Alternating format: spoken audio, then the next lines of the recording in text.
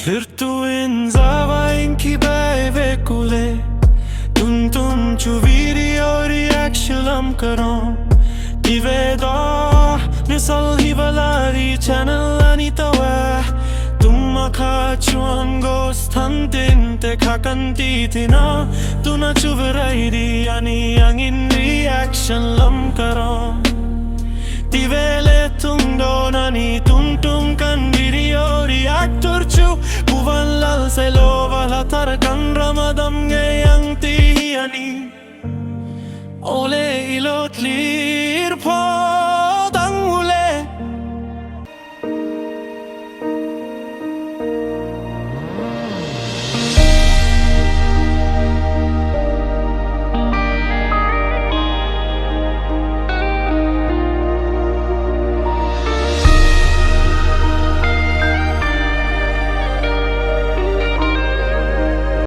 Videography chu avanaling nava class ve o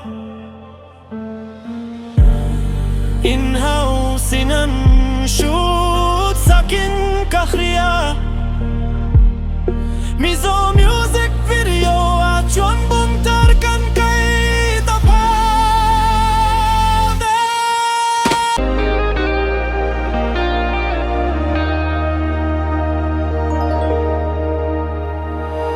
Rol thar tuai te kani a Karam thapang rol kashia Chan le fui ngaya chu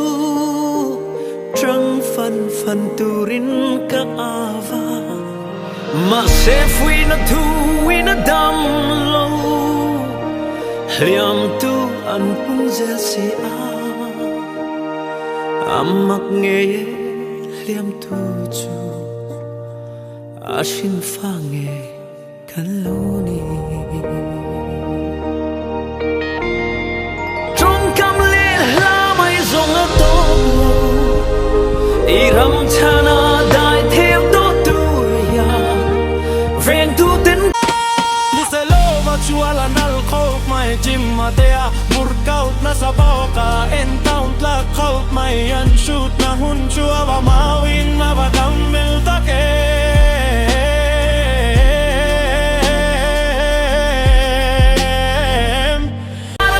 Ang may hiyan Iram hiyan ang akring se asin Dit na le rin om na mangla Kanaram madam ngayon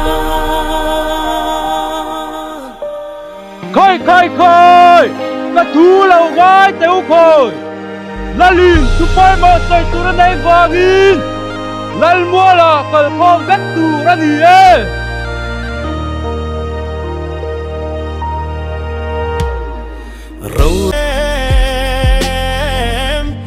Hemi music video akamu chukan ram yan siam that Ama vatak chetani Iruk nahi kanumbo angay tak chetani Tên Chung la min Ti siya na Sa leral kan daw to long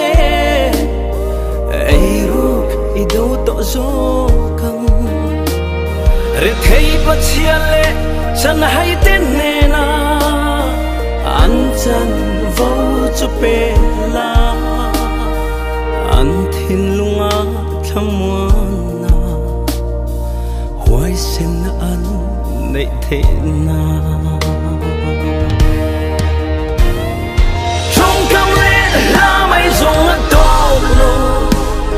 Iram chana dai theo to tu ya Veng tu tin ko varan ngak ang may hiyan Iram hiyan ang ngak ring che asin Dit na le rin om na mauna Kanaram madam ngayang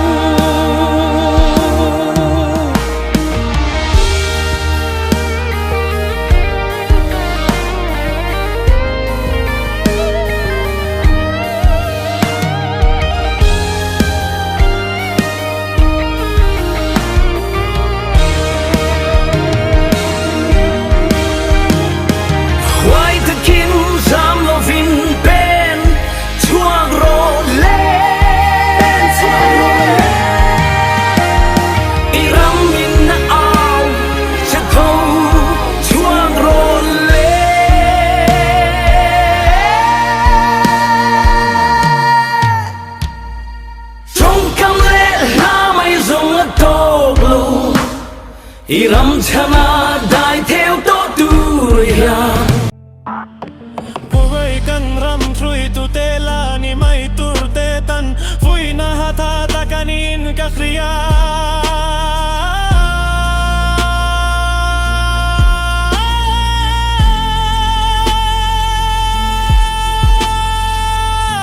Puselova hi politics lama te khanan lut vezoka Sautlin na chang ta chi haloin na vandu izau ka tang shri mahse experience Tatak kang ram siem tat na turla ron pyangi gay kalom tak zetani Yang Veng tu den ko varang hak ang may hiyan Iram hiyan ang nagring che asin Dik na le rin om na mangla Kanaram madam ngeyang Ram marore na Iswa atelve due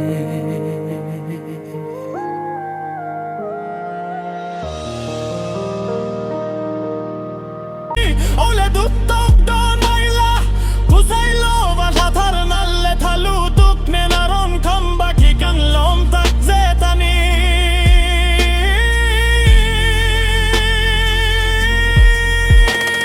Akalle zella tura paudus nguna kang jambo ke Tichuan hemi video hita inti chuan karantile zellang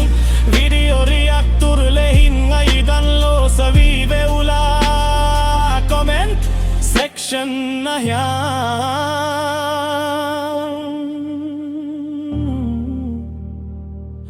See you in next video